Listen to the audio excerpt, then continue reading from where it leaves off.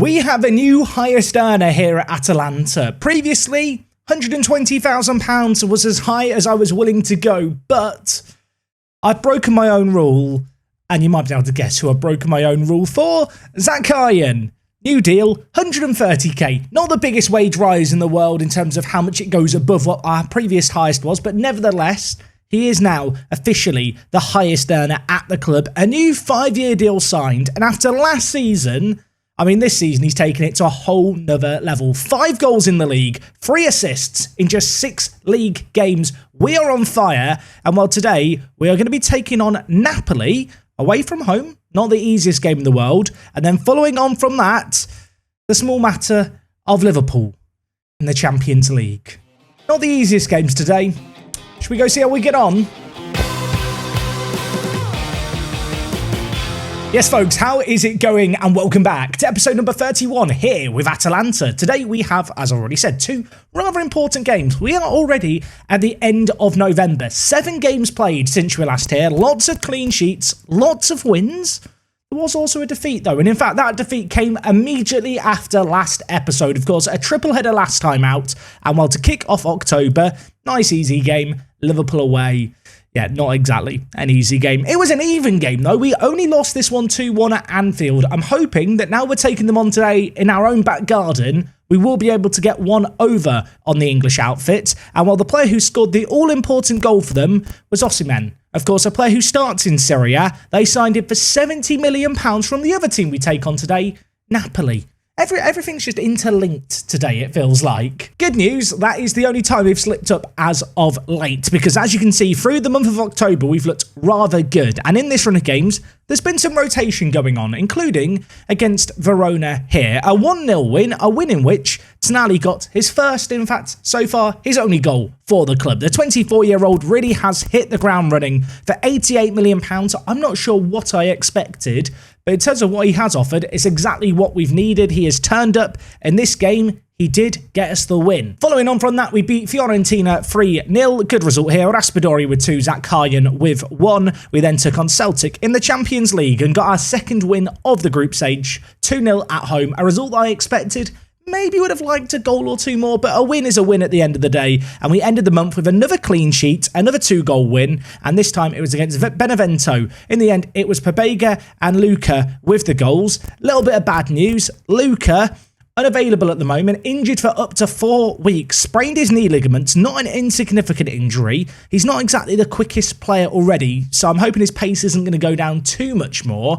And well, the good news at least so far is, despite the injury, he's not tumbling in terms of his ability as a player too radically. I feel like whenever a player's out for a month or more, you start to worry about their physicals. The early signs, hopefully it's not going to be too detrimental to him. Anyway, into the month of November we have marched. Only 4 games being played this month, which feels a little bit odd, but lots of international football going on. Against Celtic, we got a 3-2 win. This was a weird game. We rotated the team a little bit, as you can see. Gnotto started. Scalvini actually got a 9.0 rating in this game, including a goal, which ended up proving critical because, well, despite being 3-1 up at the break, there was a late goal for Celtic, a late wobble for us, but ultimately we did get the win. And then most recently, perhaps the most surprisingly action-packed game ever, Cremonese, the opposition, a team who really aren't that good. They're not one of the big household names of Italian football. We played a very, very rotated team, as you can see here. In the end, it was Ricci putting in a really good performance out on the right-hand side of midfield again.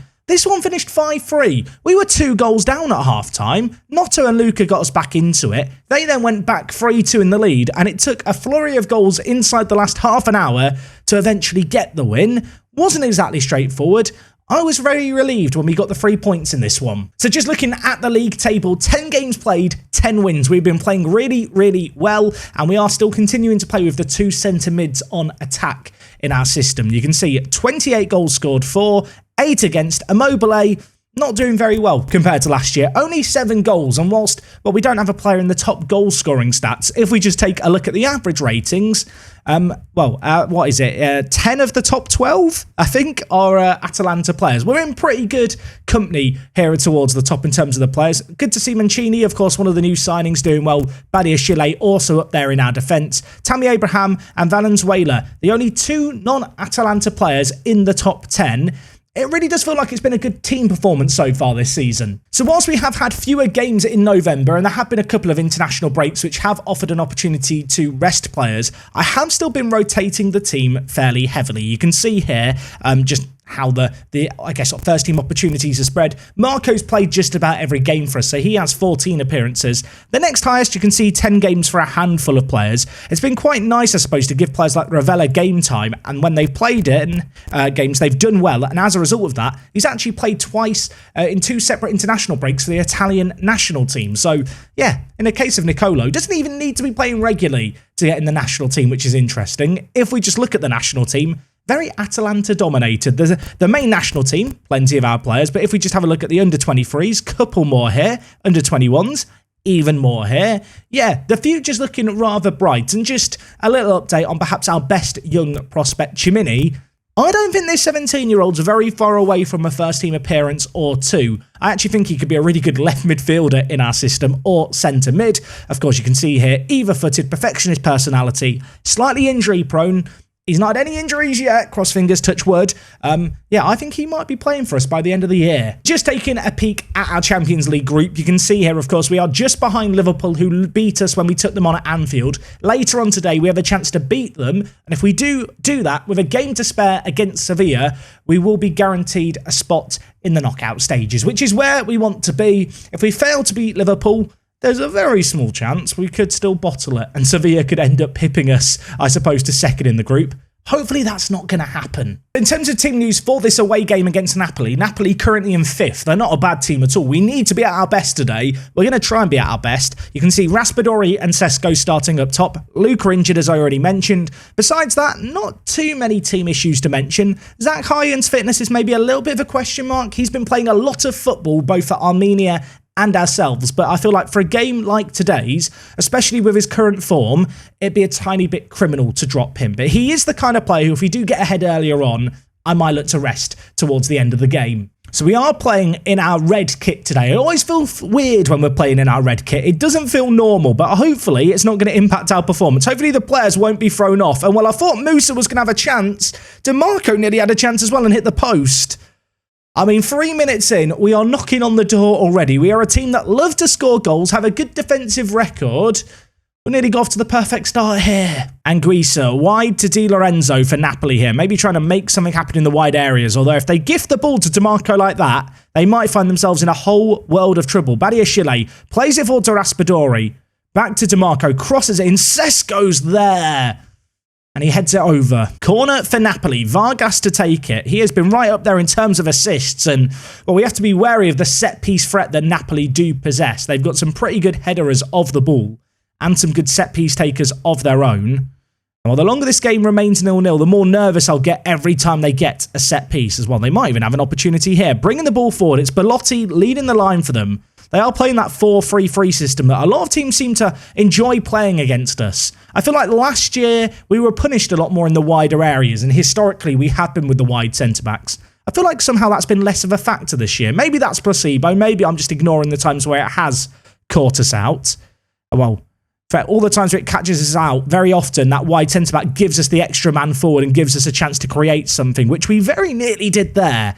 Napoli with some defending to do inside their own box. They're going to deal with it.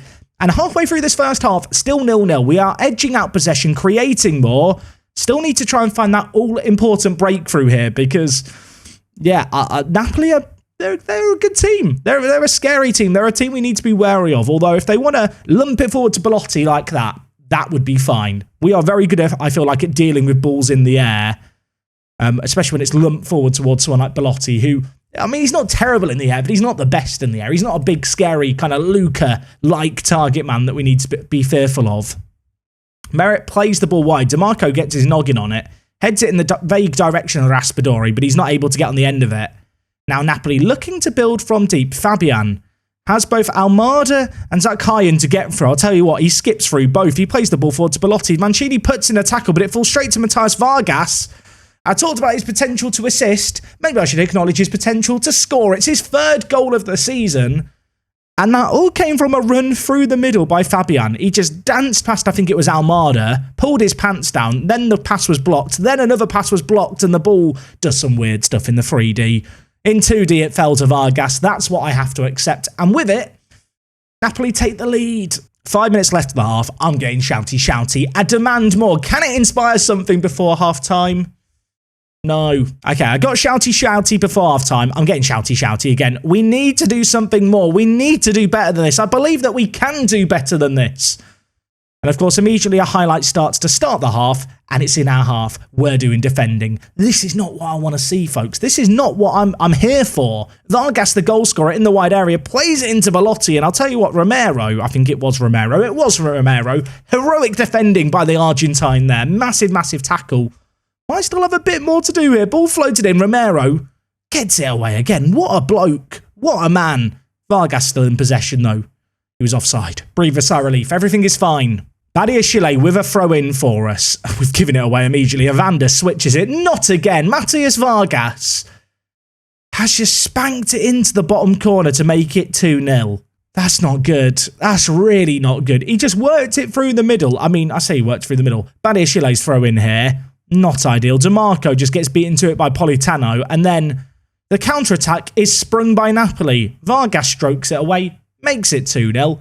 I'm going to make some changes. Okay, I feel like we've got to get a bit more attacking, so I'm going to move Zach Karyan to centre attack in mid and have him play behind the two strikers. This is the kind of game where I'd really like Luca to throw on, but sadly, he's not available. Not an option for us. Elsewhere, I'm actually going to bring in Richie, I think, for Musa, who's not at the best of games. Almada has struggled. And you know what? Pessina, you can sometimes be a match winner. You are also occasionally a match loser. Today, I've got faith in you. I think we'll make 2 subs for now. And we'll save that last one just in our back pocket. But I'm hoping some changes to the shape of the midfield and how we line up. And well, maybe some new personnel as well is going to turn around our fortunes. As I say all of this, there is actually a chance, potentially, for Napoli. If they score before the changes happen, they very nearly did, I wasn't going to be happy. We've been let off the hook. There's half an hour left in this game. Changes made. Shouts done. Demanding more. Let's see if we can make something happen late. Alex Merritt. Goal kick, played out by Napoli. Di Lorenzo now with it. We need 2 goals just to come back into this. Our 100% record for the season looks in jeopardy. We'd need to score 3 goals in 23 minutes. It's not impossible, but based on how this game's gone, doesn't exactly feel likely, does it? And well, with Napoli stroking the ball around like this, and with Vargas on the pitch, sniffing around for every chance, I'm scared. Oh my word. Has he passed that with the outside of his right foot? That looked like an outside the foot cross. Matthias Vargas has had our pants down here. I really shouldn't have mentioned the fact that I feel like we've dealt well with teams that use wide kind of men to really stretch our defence. Vargas here in the wide area crosses it. It was the outside of his right foot, switches it to Politano. It's 3-0. And I hate to say it too loudly, and that's probably the game gone. I mean, last episode, I was so used to us being the team to beat others 3-0. And here we are, the shoe's on the other foot. And I don't really like it. I'd like us to at least get a consolation for the fans. Sesko, Pessina, Raspadori, can he get there? He can. He can't get his shot on target, though. Or rather, he did get on target. The keeper saved it. He can't get it into the back of the net, is what I mean to say. It's 3-0 Napoli. I just feel sad. Badiashile's headed over. It's a good job we've not got like a really good team like Liverpool to play next or anything, innit? I'm scared. 30 seconds left of this game. Anything that happens now, totally irrelevant. Referee, can we just blow the whistle now? Put me out of my misery. Don't give me this hope with 25 seconds left that we get like a meaningless consolation. It will mean absolutely nothing.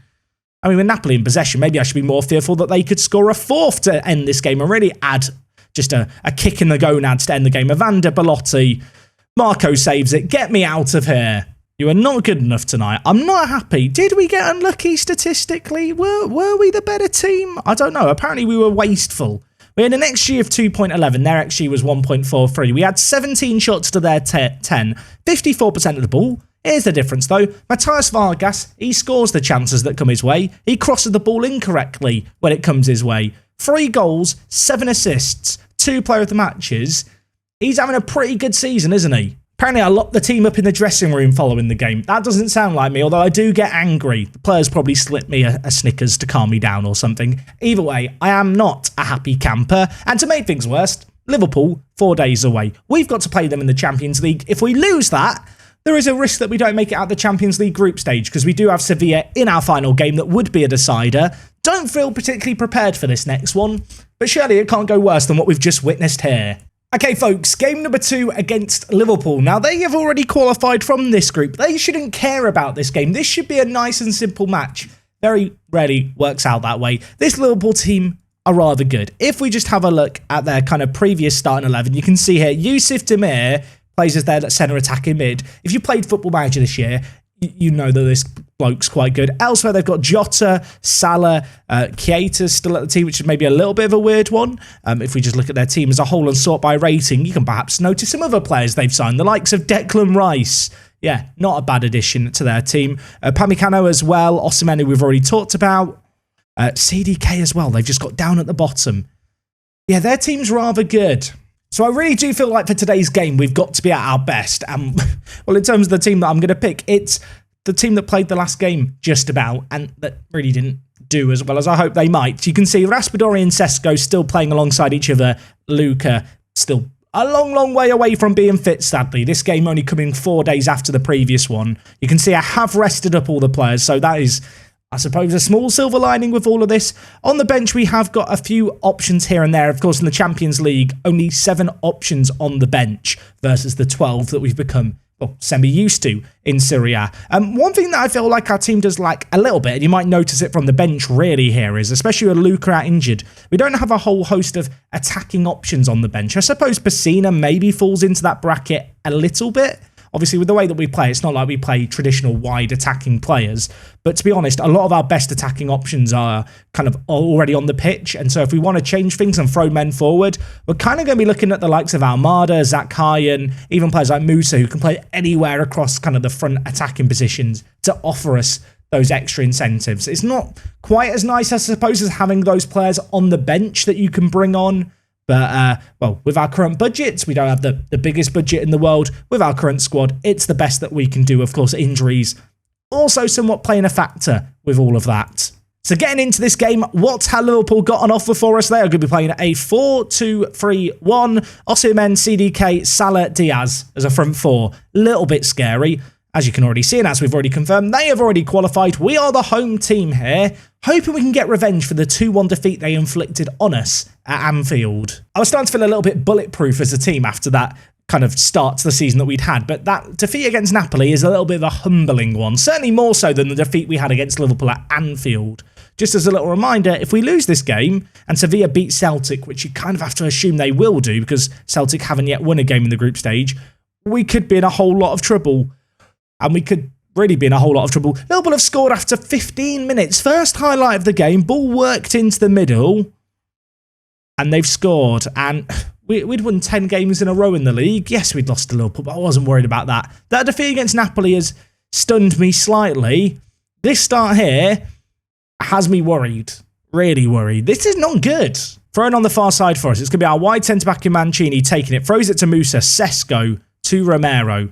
What can we do here? Laid off to Badiashile. Plenty of options in front, including DeMarco. Back to Badiashile here. Tonali. Raspadori, I think, was the intended target. Wasn't a good ball forward, but we maintained possession as Liverpool kind of in a hastily manner just lump the ball away, but straight back to us. But again, we give away the ball, and now it is going to be, well, Liverpool bringing the ball forward. Jones with it. Plays it to Osimhen. Diaz now on the underlap, cutting inside, gives it to Mo Salah. His effort is blocked. Liverpool look really confident and like they're attacking with a purpose. The way in which they get the ball, or just to their intended targets right away.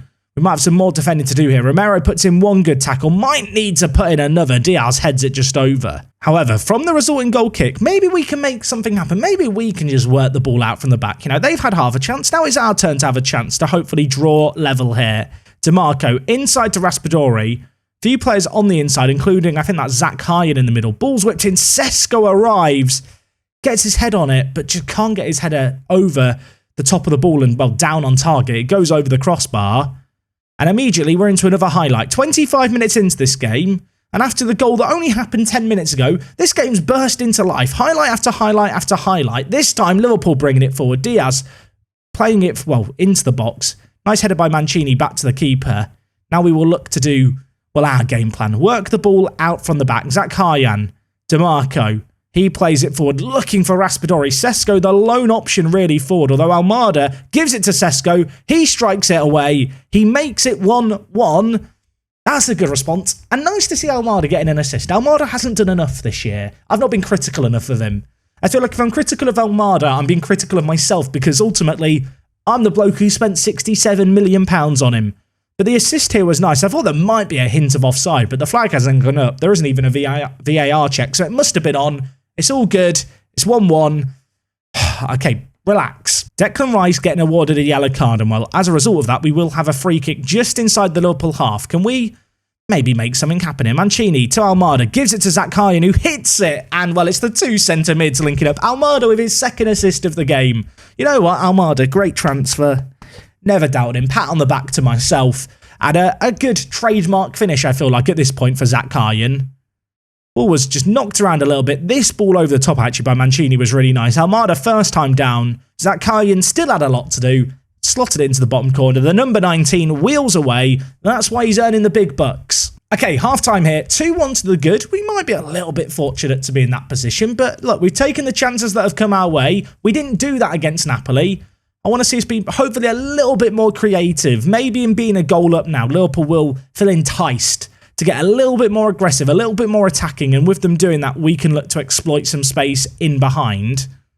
Mo Salah gives it wide to Gorosabel, a player who I'm going to be honest, I'm not that familiar with. I kind of want to check him out and see how good he is. I also noticed that Liverpool have a weird option at left back. I saw Andy Robertson in their team, but I'm not sure if he's injured. Maybe I missed that. It does feel like in the wide areas, Liverpool are having to rotate things a bit weirdly. I mean, for all I know, Gorosabel could be this really good player who I've just never encountered before.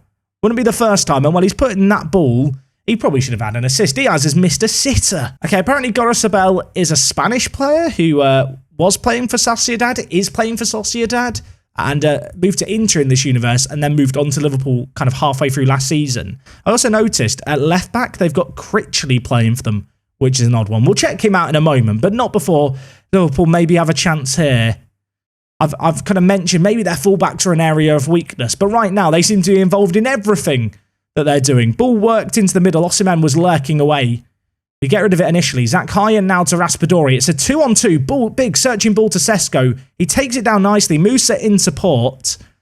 Sesko forgets about the football that was at his feet. Starts daydreaming. Van Dijk dispossesses, but we've earned the ball back. Maybe there's still an opportunity here. Zakarian, Almada. Could hit it, does hit it just over the bar. So for people wondering about Critchley, he's a left-back regen. I don't know why they're playing him in this game. I need to check. He's apparently part of their under-23s. Where is Andy Robertson? Apparently Andy Robertson's got an injury and so has Trent. I mean, knowing that their best two fullbacks aren't available, I really feel like we should win this game now. I've just seen who the man they're playing at left-back. Sesko, bully him. Be mean. Mancini, Musa. Attacking that right-hand side now. Whips into Marco, headers it back across goal, hits the crossbar and it goes over. I'm gonna do something mean here. Focus the play down the right. Just focus it down the right. Let's bully this Critchley kid. Sesko, if you want to drop wide, I'd be totally okay with that. I mean, there's 25 minutes left. We probably should make some changes. DeMarco on a 6.8. Get him off the pitch. Raspadori struggling too. Notto, on you come. Going to make a double change. Probably should have paused the game as well because there is now a highlight playing. Zakarian, Raspadori.